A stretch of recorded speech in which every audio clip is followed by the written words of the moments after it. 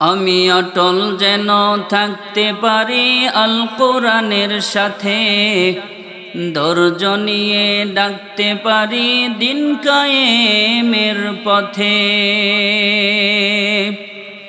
আমি অটল যেন থাকতে পারি আল কোরআনের সাথে, ধৈর্য নিয়ে ডাকতে পারি দিন কায়েমের পথে।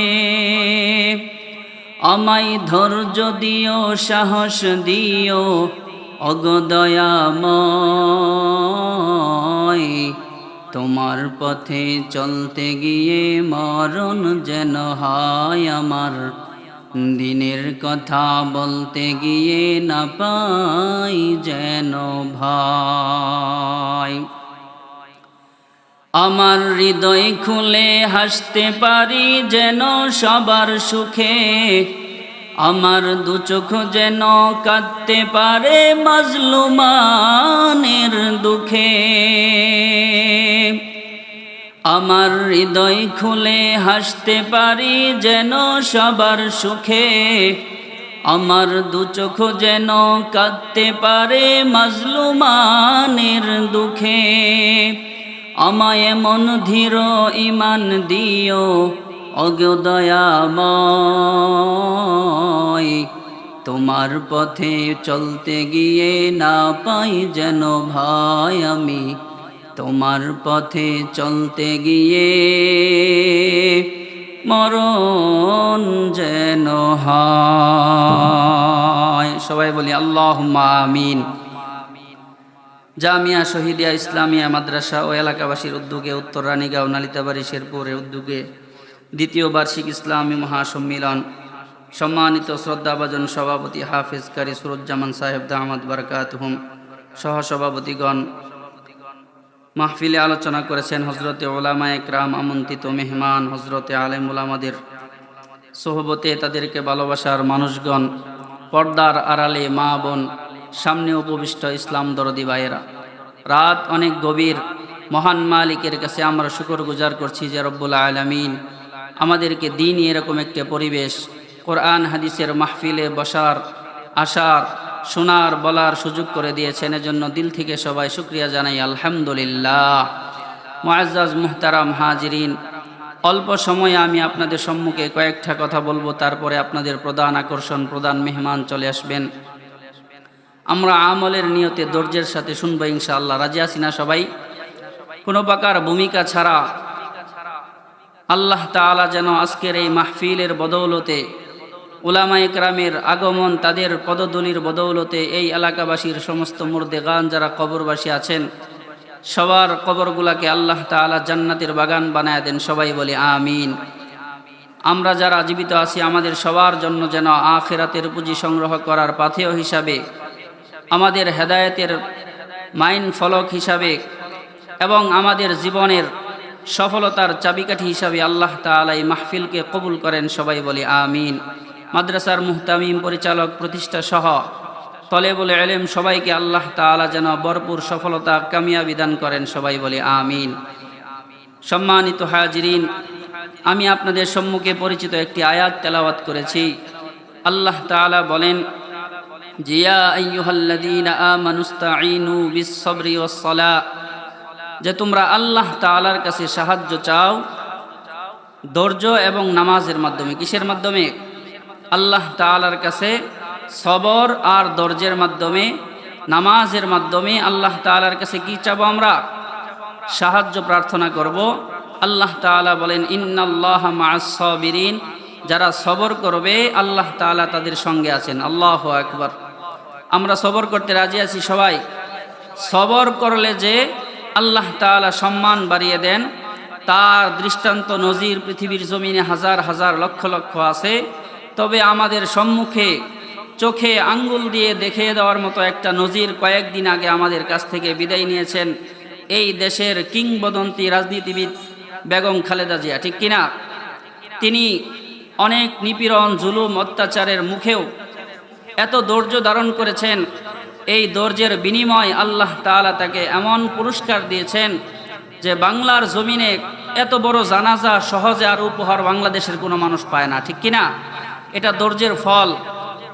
আল্লামা মামুনুল হক সহ মিজানুর রহমান আজহারি, শেখ আহমদুল্লাহ সহ এই সমস্ত কিংবদন্তি আলেমরা ওনার লাশ কাঁধে নিয়েছেন।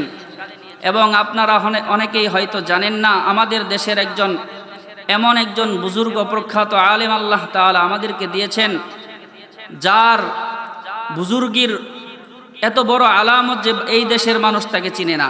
তিনি বুজুর্গ হওয়ার এটা একটা বড় দলিল। এত বড় আলেম যে সারা পৃথিবীতে, পুরা ওয়ার্ল্ডে, শুধু আমাদের দেশে না, সারা পৃথিবীতে হাতে গোনা যদি 2, 4, 5 জন আলেম থাকে, তার মধ্যে একজন আলেম আছে আমাদের বাংলাদেশের। আলহামদুলিল্লাহ বলবেন না? আমাদের দেশের বর্তমান বাইতুল মুকাররমের খতিব আল্লামা আব্দুল মালিক সাহেব দামাত বারাকাতুহুমুল আলিয়া, আপনারা ওনাকে চিনেন? এই দেশের মানুষ বাইতুল মুকাররমে আসার আগ পর্যন্ত ওনাকে কেউ চিনে না, উলামা একরাম ছাড়া। এত বড় মানের একজন আলেম শুধু আমাদের দেশে না, সারা পৃথিবীতে হাতে গণার মতো যে সমস্ত আলেমরা আছেন তাদের মধ্যে অন্যতম একজন আলেম হচ্ছেন আমাদের দেশের রত্ন, আমাদের গর্ব আল্লামা আব্দুল মালিক সাহেব দামাত বারাকাতুহুমুল আলিয়া। আল্লাহ তাআলা হযরতের নেক ছায়াকে এই দেশবাসীর জন্য, আমাদের জন্য লম্বা করে দেন। সবাই বলি আল্লাহুম্মা আমিন। যাই হোক, আমি আপনাদের সম্মুখে অল্প সময় কথা বলবো। আমরা এই মাহফিলে আসছি আখিরাতের কিছু সামান, কিছু পুঁজি সংগ্রহ করার জন্য, ঠিক কিনা? আমি যে হাদিস তেলাওয়াত করেছি, আল্লাহর রসুল বলেছেন আমরা সবাই একদিন ইন্তেকাল করব। ইন্তেকালের পরে আমাদের সমস্ত নেক আমলের দরজা বন্ধ হয়ে যাবে, 3টা দরজা খোলা থাকবে। কয়টা দরজা? 3টা দরজা খোলা থাকবে। আমাদের মৃত্যুর পরে আমাদের আমল নামায় পৌঁছতে থাকুক, আমরা কবরে শুয়ে শুয়ে কিছু আমল নামা পার্সেন্টেজ হিসাবে জমা হতে থাকুক। আমি কবরে পেয়ে শান্তি পাই, আমি কবরে গিয়ে দুনিয়ার আমল আখলাকের কারণে যদি ধরা খেয়ে যাই, যেন আমি মুক্তি পাই। দুনিয়া থেকে যেন আমার আমল নামায় সওয়াব পৌঁছতে থাকে, দুনিয়ার আমলগুলার বিনিময়ে যেন আল্লাহ তাআলা আমাকে কবরে শুয়ে শুয়ে দেন। এটা আমরা চাই কিনা? চাইলে নেক আমল করতে হবে কিনা? আল্লাহ তাআলা বলেন, নেক আমলের যত কথা আল্লাহ তাআলা বলেছেন, আমি যে আয়াত তেলাওয়াত করেছি এখানে আল্লাহ তাআলা সবর করতে বলেছেন আর নামাজ পড়তে বলেছেন। এই 2টা আমলের মাধ্যমে আল্লাহ তাআলার কাছে সাহায্য চাইতে বলেছেন। আল্লাহ তাআলা সাহায্য করবেন কিনা? আল্লাহ রসুল সাল্লাল্লাহু আলাইহি ওয়াসাল্লাম হাদিসের মধ্যে বলেন, ইদা হাজাবাহু আমরুন বাদারা ইলাস সালাহ। নবীজি সাল্লাল্লাহু আলাইহি ওয়াসাল্লাম যখন কোনো হাজতের সম্মুখীন হতেন, তখন নামাজের মাধ্যমে আল্লাহ তাআলার কাছ থেকে ফয়সালা করে নিতেন, সাহায্য চেয়ে নিতেন, এটার সমাধান করে নিতেন। কিসের মাধ্যমে?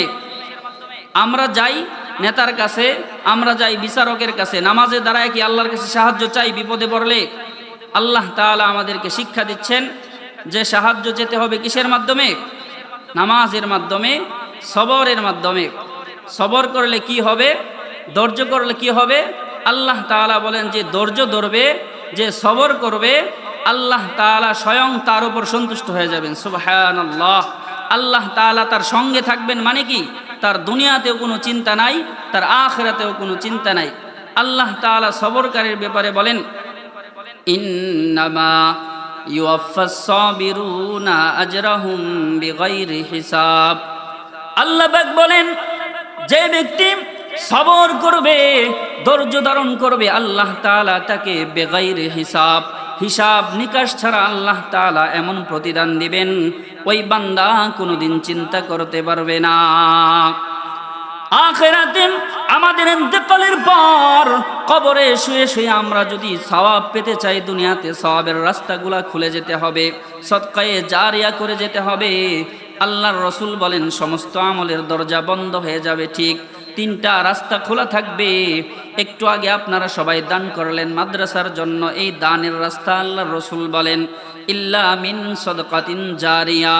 যে ব্যক্তি সদকায়ে জারিয়া করে যাবে, ওই বান্দা ইন্তেকাল করার পরেও ওই বান্দা কবরে শুয়ে থাকবে, তার আমল নামায় দুনিয়া থেকে সওয়াবগুলা তার আমল নামায় জমা হতে থাকবে। আর ওই বান্দা যদি দুনিয়াতে কোনো গুনাহ করার কারণে, অন্যায় করার কারণে আল্লাহ তাআলার কাছে ধরা খেয়ে যায়, তাহলে আল্লাহ তাআলা তার এই নেক আমলগুলোর ওসিলায় ওই বান্দার আখিরাতের জীবন সুন্দর করে দিবেন। আল্লাহ পাক রব্বুল আলামিন বলেন, এ বান্দার দল, ধৈর্য ধরো, আল্লাহ তাআলার কাছে সাহায্য সাহায্য চাও। আল্লাহর রাসূল বলেন ওই বান্দা আল্লাহ তাআলার সবচেয়ে নিকটবর্তী হয় বান্দা যখন সিজদার মধ্যে থাকে। আল্লাহর রাসূল বলেন আকরাবু মা ইয়াকুনুল আবদু মির রাব্বিহি ওয়া হুয়া সাজিদ।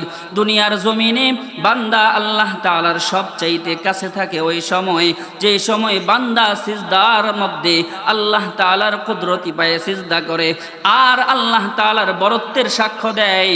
সবাই বলেন কি সাক্ষ্য দেই? সুবহানা রব্বিয়াল আলা, সুবহানা রব্বিয়াল আলা।